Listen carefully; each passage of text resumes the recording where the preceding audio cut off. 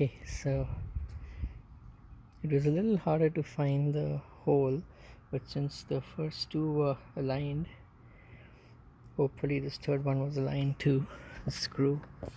So you can see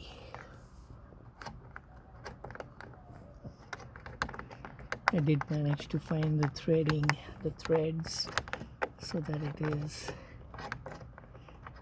secure. Yeah, there, that should be enough. And so now all the different screws are attached, the T20 screws, two at the bottom. This one was the one further away from the front of the car.